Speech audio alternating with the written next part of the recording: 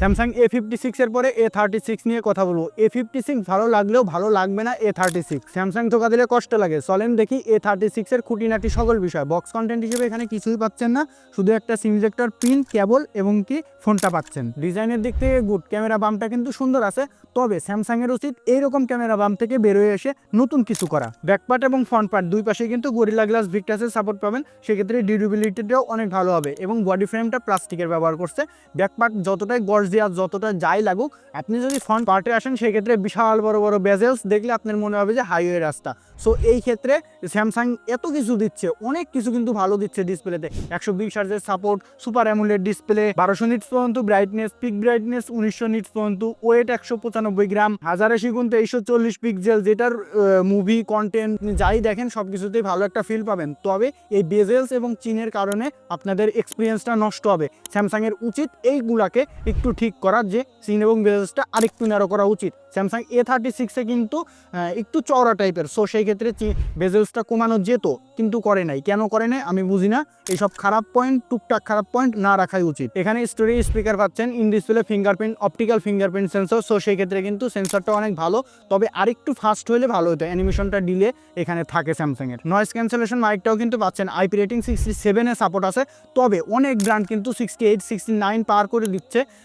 এইখানে আবার স্যামসাং পিছায় যাচ্ছে যে একটু কমের দিকে। কেন? একটু ভালো করলে কি হয়, প্রাইসটা কিন্তু কম রাখে না স্যামসাং, সো সেই ক্ষেত্রে একটু ভালো করা উচিত। স্যামসাংকে অনেক ক্ষেত্রে ভালো বলছি, আবার অনেক ক্ষেত্রেও খারাপ বলতে হয়, কিছু করার নেই। এখানে ডিসপ্লেতে কিন্তু কালার অ্যাকুরেসি নিয়েও তেমন কোনো সমস্যা হবে না। বাইরে পিক ব্রাইটনেস যেহেতু বেশি আছে, সো সেই ক্ষেত্রেও আউটডোরের কোনো প্রকার দেখতে সমস্যা হবে না। সেক্ষেত্রে ব্রাইটনেস এবং ডিসপ্লে নিয়ে ইস্যু থাকার কথা না, তবে চিন এবং বেজেলসটা আরেকটু ন্যারো করলে সেক্ষেত্রে আরও ভালো হতো। আর এখানে 50 মেগাপিক্সেলের মেন ক্যামেরা, 8 মেগাপিক্সেলের আলট্রা ওয়াইড ক্যামেরা, 5 মেগাপিক্সেলের ম্যাক্রো সেন্সর। তবে টেলিফটো ক্যামেরা যদি দিত সেক্ষেত্রে কিন্তু ভালো হতো। টেলিফটো লেন্স থাকলে কি হয়, 2x বা 3x যদি আপনি জুম করে ছবি তোলেন সেক্ষেত্রে কিন্তু ভালো একটা এক্সপিরিয়েন্স পাওয়া যায়। সো এই ক্ষেত্রে একটু ভালো করা উচিত ছিল, যে ম্যাক্রো সেন্সরটা না দিয়ে যদি টেলিফটো দিত তাহলে কিন্তু অনেক ভালো হতো। আলট্রা ওয়াইডের ক্ষেত্রেও কিন্তু 8 মেগাপিক্সেল দিয়েছে, যেটা মানায় নেওয়া যায় না। যদি 12 মেগাপিক্সেল হতো তাহলে আরও বেশি ভালো হতো।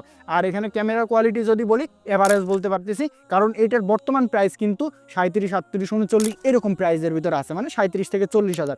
সো সেই ক্ষেত্রেও মেনে নেওয়া যাচ্ছে না। দেখি ঈদের পরে একটু প্রাইসটা কমতে পারে, তখন আপনারা কিনেন। এখন বর্তমানে কেনার দরকার নাই, কয়েকদিন অপেক্ষা করেন তারপরে কেনেন। যদি এটার প্রাইস রেঞ্জ 32, 33, 34,000 হয়, সেক্ষেত্রে আমি বলবো ক্যামেরা, পারফরমেন্স ওভারঅল মিলায়ে স্যামসাংকে আগায় রাখতে পারবো। কিন্তু যদি এটার প্রাইস 35, 37, 38 হয়, সেক্ষেত্রে এটা নেওয়ার কোনো যুক্তিই নেই, কারণ এই রেঞ্জে এত স্মার্টফোন আছে যেগুলা ভাই মানে স্যামসাংকে পুরো কোপায় দেবে, কিন্তু কিছু কিছু জায়গায় তো আবার স্যামসাং আগায় থাকবেই। এটার ভিডিওতে কিন্তু 4K 30 FPS পর্যন্ত পাচ্ছেন, যেটা স্টেবল একটা ভিডিও আপনারা এখান থেকে পাবেন। এমনকি যদি 1080p করেন সেক্ষেত্রে 60 FPS পাচ্ছেন, যেটা কিন্তু খুবই একটা ভালো।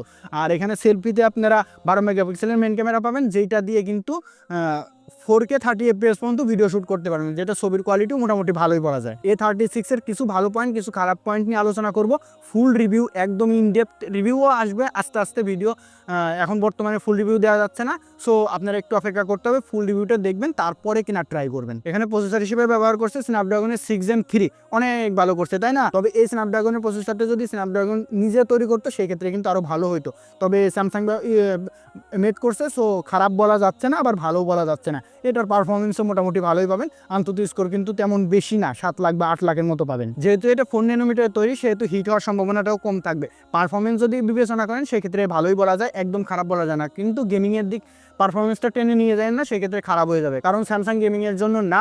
যদি এটাতে টুকটাক গেম প্লে করেন সেক্ষেত্রে ঠিকঠাক আছে, তবে বেশি হেভি গেম প্লে করলে তখন কিন্তু ল্যাগ, ফ্রেম ড্রপ এগুলো আসবে, এমনকি হিট হওয়ার সম্ভাবনাটাও বেশি থাকবে, কারণ যতই ওরা স্ন্যাপড্রাগনের প্রসেসর ব্যবহার করুক, নিজেরা বানাইছে, সো সেই ক্ষেত্রে হিটটা হবে। স্যামসাং মানে ভালো আর খারাপ তাই না? স্যামসাংয়ের সফটওয়্যার নিয়ে যদি কথা বলি, সেই ক্ষেত্রে best, one of the best software হলো স্যামসাংয়ের One UI 7, কিন্তু এটাতে পাবেন 6 বছরের মেজর আপডেট এবং 6 বছরের সিকিউরিটি আপডেট পাবেন। সো সেই ক্ষেত্রে কিন্তু এটাকে কোনো দিক থেকে পিছানো যাচ্ছে না, কারণ 6 বছর আপডেট মানে অনেক। এখন পাচ্ছেন অ্যান্ড্রয়েড 15, যেটা 6 বছর আপডেট মানে 21 পর্যন্ত পাবেন। সো এটা লং টাইম ইউজের জন্য যারা নিতে চান তাদের জন্য স্যামসাংই বেস্ট, স্যামসাংই ভালো। তবে স্যামসাং A36টা আমার কাছে অতটাও পার্সোনালভাবে পছন্দ হয় নাই। যদি ক্যামেরাতে বা প্রসেসরে আরেকটু ইম্প্রুভ করতে সেক্ষেত্রে কিন্তু একটু ভালো বলা যেত। আর ডিসপ্লের যেই চিন এবং বেজেলসটা আছে হাইওয়ে রাস্তা, ওইটাও একটু কমানো উচিত। স্যামসাংয়ের ওয়ান ইউআই নিয়ে কিন্তু কারোরই কোনো কমপ্লেন নাই। এখানে বিভিন্ন ধরনের এআই ফিচারগুলোও কিন্তু তারা অ্যাড করে মাঝে মাঝেই আপডেটের মাধ্যমে। প্লাস এটাতেও অনেক ধরনের এআই ফিচার আছে যেগুলো আপনাদের ডে টু ডে লাইফে অনেক কাজে লাগবে। এখানে স্টোরেজ হিসেবে 6/128 আর 8/256 জিবি রয়েছে। তবে বাংলাদেশ মার্কেটে 6/128 খুঁজে পাওয়া খুবই কষ্ট হয়ে যাচ্ছে। কয়েকদিন পরে নিন, সেক্ষেত্রে দেখা যাক 6/128 আসে নাকি। যদি আসে সেই ক্ষেত্রে অনেক ভালো হবে। প্রাইসটা 33, 34, 35 হাজারের ভিতর থাকবে। যদি 8/256 দিয়ে দেয় সেক্ষেত্রেও কিন্তু প্রাইসটা বেড়ে যাবে, 38-40 হয়ে যাবে। সো 38-40 দিয়ে এরকম একটা ডিভাইস কেনা আমার মতো উচিত না, কারণ এই মার্কেট বর্তমানে কম্পিটিশনের মার্কেট চলতেছে, অনেক ফোনের ভিতরে আছে। সো সেই ক্ষেত্রে বিবেচনা করে দেখে শুনে নেবেন। আপনার টাকা আপনার মর্জি। 5000 mAh ব্যাটারি ব্যবহার করছে, 45 ওয়াটের ফাস্ট চার্জার ব্যবহার করছে, যেটা দিয়ে 30 মিনিটে 60% চার্জ আপনারা করে ফেলতে পারবেন। তবে এই 45 ওয়াটের চার্জার কিন্তু আরেকটু ভালো হওয়া উচিত ছিল, ওই 30-35 মতো আর কি সাপোর্ট আর কি। তবুও স্যামসাং যে আগায় যাচ্ছে চার্জিংয়ের ক্ষেত্রে সেটা কিন্তু খুবই ভালো বলা যায়। বেসিক ইউজে 1 ডে পর্যন্ত আপনারা পেয়ে যাবেন। আর যদি হেভি টাচ করেন, camera plus performance plus gaming হালকা পাতলা করেন, সেক্ষেত্রে কিন্তু আপনারা 6 থেকে 7 ঘন্টার মতো একটা ব্যাকআপ পাবেন। গেমিং সেন্ট্রিক ফোন হিসেবে এটাকে নেওয়া কখনোই আমি প্রেফার করি না। যারা লং টাইম ইউজ করতে চান, রেগুলার ইউজ করতে চান, তারাই শুধু নেবেন এটা। তবে A56 এর পারফরমেন্সটা আমার কাছে আরেকটু ভালো লেগেছিল A36 এর চাইতে। প্রাইসের ডিফারেন্স আছে, অবশ্যই থাকবে। তবে এ সিরিজ কিন্তু হতাশ করতো না, কিন্তু এখন বর্তমানে যে হতাশ করা শুরু করছে এটা কিন্তু খুবই একটা ব্যাড সাইড বলা যায়। সো আপনারা দেখে শুনে ভালোটাই নেবেন। A56 এর যদি রিভিউ দেখতে চান সেটাও দেওয়া আছে, আমি ডিসক্রিপশনে অথবা আই বাটনে লিঙ্ক দিয়ে দেবো, সেক্ষেত্রে আপনারা দেখে আসতে পারেন। দেখা হবে আরেকটা ভিডিওতে, ততক্ষণ পর্যন্ত আল্লাহ হাফেজ।